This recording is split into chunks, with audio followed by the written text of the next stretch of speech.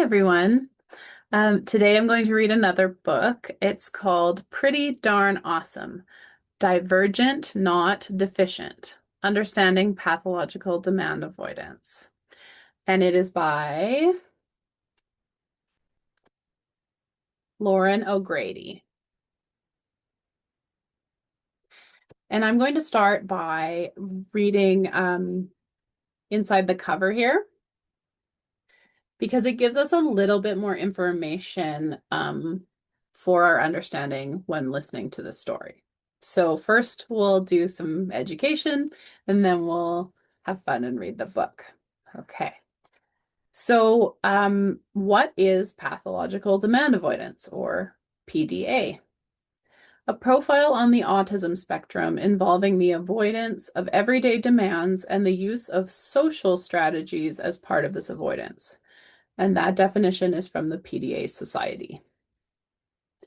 A PDA profile of autism means that individuals share autistic characteristics. So currently defined as persistent difficulties with social communication and social interaction, and restricted and repetitive patterns of behavior, activities, or interests. It also often includes different sensory experiences in relation to sight, smell, taste, touch, hearing, and internal senses such as hunger or thirst. You may have heard the term interoception, and that's what that speaks to. And they also have many of the key features of a PDA profile. So along with the autistic characteristics, there is also the following: resisting and avoiding the ordinary demands of life, using social strategies as part of avoidance, experiencing intense emotions and mood swings, being comfortable in role play, pretense, and fantasy, sometimes to an extreme extent, focusing intently, often on other people. With PDA, repetitive or restrictive interests are often social in nature, relating to real or fictional people. A need for control, which is often anxiety related, and a tendency not to respond to conventional approaches in parenting, teaching, or support, as well as appearing sociable but lacking some understanding. So individuals with PDA profile may appear more socially able than one might expect of other autistic folks, with, for instance, more conventional use of eye contact or conversational skills. But this may mask underlying differences and difficulties in social interaction and communication. So even though it presents differently, it's still creating the same experience in different ways. And so for more information, that you can go to www.pdasociety.org.uk. And thank you for putting together that great overview for folks. To Lauren O'Grady. All right. Let me tell you a story about a boy like me, whose brain is extra special and wants to be kept free.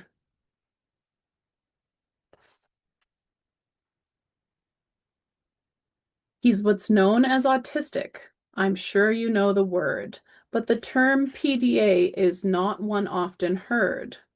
It means he gets super anxious when he's not in control. It can get really tiring and often takes its toll.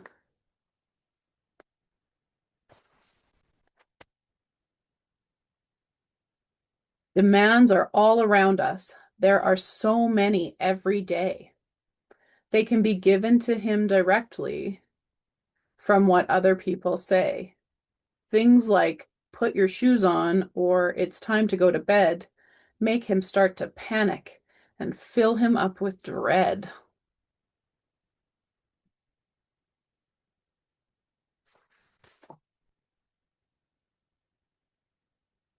His heart beats that bit faster and his brain just tells him no. even if it's something he wants to do or somewhere he likes to go.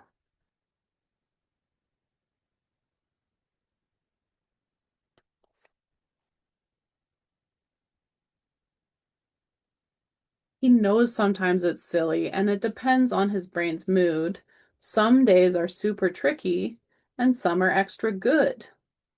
He often can't find the words to explain the reasons why. His brain won't let him do it. It won't let him comply.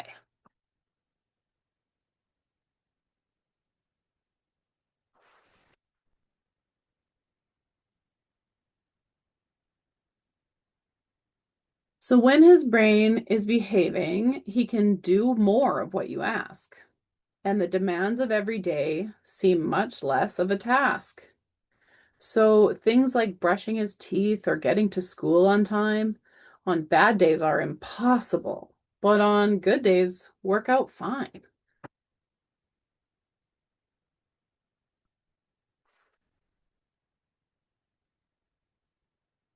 He knows it's not always logical, and often something slight can make his body panic and react with fight or flight. So even something normal like putting on his socks is like taking someone claustrophobic and locking them in a box.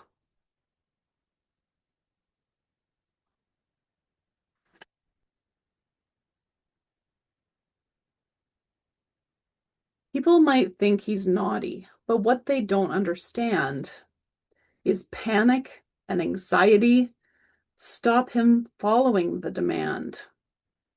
So you can see why he might melt down or lash out, scream or cry if people try to force him or keep pressing him to try.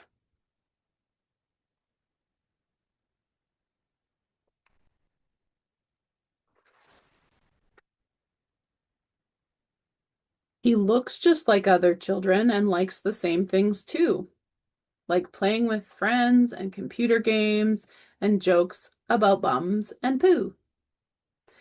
He looks at you when he's talking, and his imagination's immense. So his autism is often overlooked, and his actions might not make sense to others.